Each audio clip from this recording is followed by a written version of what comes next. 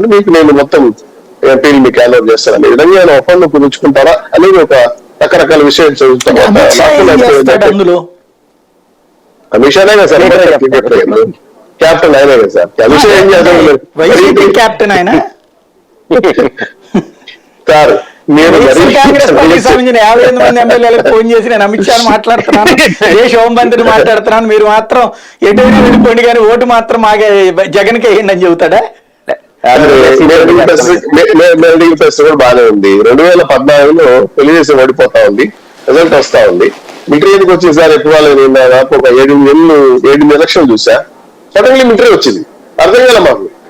అందరూ వాళ్ళే గెలుస్తానే ఉన్నారు. అంటే ఏంటంటే ముందస్తు జాగ్రత్తలు కొన్ని ఉంటాయి.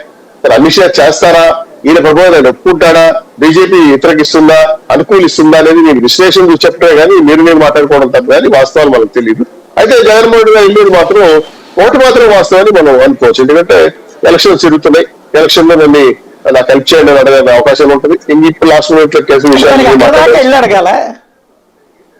ఏమో సార్, పెద్దవాళ్ళు కదా, ఏ తప్పే ఉంది పదేరికి వచ్చి అడిగడానికి అనుకోవచ్చు కదా. ఢిల్లీకి వెళ్తే నాకు హెల్ప్ చేయండి అంటే ఆ హెల్ప్ చేసే జగన్ హెల్ప్ చేసే బదులు వాళ్లే గెలుచుకోవచ్చు కదా.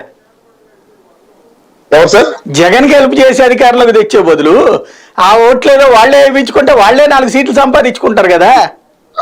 అవును సార్. ఎలా సార్, ఎలా అవుతుంది? సాధ్యం కాదు కదా. బీజేపీ రాష్ట్రంలో ఆయన గెలిపించగల స్థాయిలో ఉన్నప్పుడు ఆ 4 గెలిపించుకోలేరా?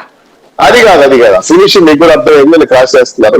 అవి చాలా ఉంటాయి ఇంటర్నల్ అండర్స్టాండింగ్స్, ఎవరిని ఏ రకంగా మేనేజ్ చేయటం. ఇప్పుడు లాస్ట్ ఎలక్షన్ లో ఈసీ వాళ్ళ అధికారులు చాలా మంది బదిలీ చేశారు, కలెక్టర్లు బదిలీ చేశారు, ఎస్పీ బదిలీ చేశారు.